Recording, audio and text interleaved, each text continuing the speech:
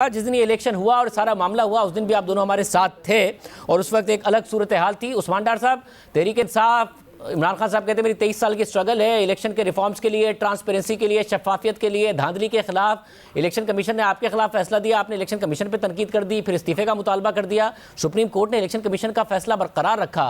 क्या बताता है ये तहरीक इंसाफ के बारे में? हम ये समझते थे कि इलेक्शन कमीशन ऑफ पाकिस्तान के फ़ैसले में कुछ सुखम मौजूद हैं, जैसे कि आपके सामने हैं। राना साहब इस बात को कंफर्म भी करेंगे कि इनकी प्रे क्या थी। ये इंसाफ तलब कर रहे थे 23 पोलिंग स्टेशन के लिए, 340 पोलिंग स्टेशन पे, 37 पोलिंग स्टेशन पे ने कोई मसला नहीं था उस पर।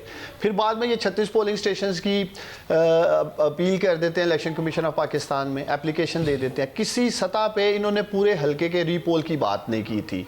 तो इसलिए इस ग्राउंड पे हम गए, सुप्रीम कोर्ट ऑफ पाकिस्तान में गए। हमारा हक है, हम हर फोरम पे जाएंगे इंसाफ हासिल करने के लिए। सुप्रीम कोर्ट ऑफ पाकिस्तान से आज फैसला हमारे खिलाफ आता है, हम उस फैसले को कबूल भी कर रहे हैं। मगर डॉक्टर साहब आप कबूल तो कर रहे हैं, मगर अब सवाल तनकीद नहीं। डॉक्टर साहब आप लोगों ने तो खैर तनकीद आगे तक की है, आपने तो हुकूमत में होते हुए इलेक्शन कमीशन से इस्तीफे का मुतालबा कर दिया, तो आप अब किसी और को क्या कहेंगे? मगर वो 10 प्रिजाइडिंग ऑफिसर कौन सी लोकेशन पे थे आज तो बता दें। वो 10 प्रिजाइडिंग ऑफिसर किस लोकेशन पे थे? एक ही लोकेशन पे जो ट्रेस हुए वो कहाँ थे? देखिए, प्रिजाइडिंग ऑफिसर्स पे बात करने से पहले मैं कौम के सामने यही रखना चाहता हूँ कि पिछले हफ्ते यही बेंच और हमारे इसी काबिल एहतराम जो बेंच के सरबरा थे, क्या ट्विटर के ऊपर और सोशल मीडिया पे नून लीग वालों ने किया, वो पूरी कौम के सामने है।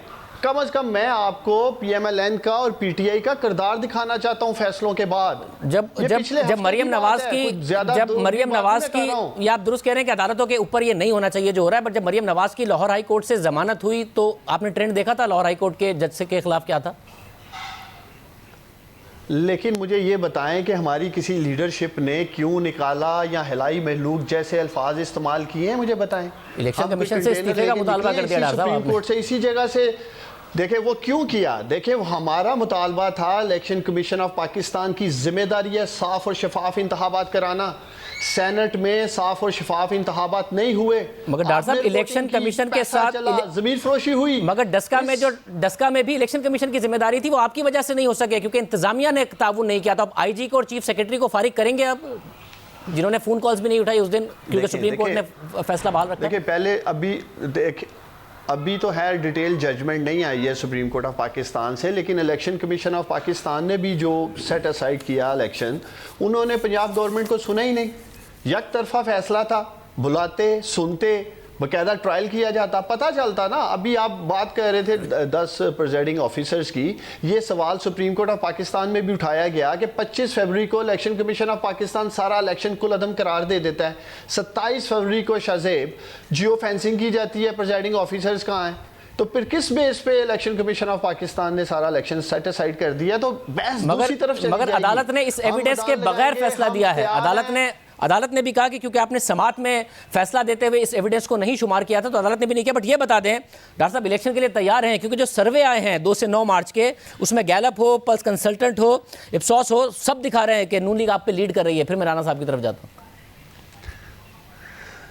देखें शाहजेब, ये डस्का का हल्का, गुजरावाला डिवीजन, ये PMLN के रवायती हल्के रहे हैं। पिछले इलेक्शन में भी PMLN यहाँ से 40,000 वोटों से जीती है। अगर ये किस इलेक्शन जीत भी जाते हैं तो ये अपनी ही जीती हुई सीट जीतेंगे ना। एक इलेक्शन को या एक सीट को, मुझे ये समझ नहीं आ रही कि PMLN वाले अपनी ही जीती हुई सीट को किस तरह से ये क्लेम कर रहे हैं जी के पाकिस्तान तरीके से। डॉक्टर साहब आप तो अपनी दोपहर की 10 अप्रैल के लिए तैयार हैं। अपनी दोपहर की प्रेस कॉन्फ्रेंस ही बदल गए। आपने कहा था जीतेंगे हम, आपके उम्मीदवार भी कह रहे थे जीतेंगे हम, और 2018 के उम्मीदवार में जब ये आपसे जीते 2018 में, तो जो आजाद उम्मीदवार था जिसने अपनी इंडिपेंडेंट हैसियत में, जिसको आपने टिकट नहीं दिया था, कोई 50,000 वोट लिए थे, वो भी इस वक्त आपके साथ है। तो 40,000 की लीड कॉम्पेंसेट होती है इससे, और आप हुकूमत में, आपको जीतना चाहिए। फिर देखें इंशाल्लाह जीतेंगे, पूरा मैदान लगाएंगे। लेकिन मैं आपको थोड़ी तारीख भी बताना चाहता हूं कि ये PMLN के रवायती हल्के रहे हैं, तो इसलिए PMLN वालों को ज्यादा फिक्रमंद होना चाहिए। राना साहब, जीती हुई सीट जब ये हारेंगे तो ये क्या जवाब देंगे?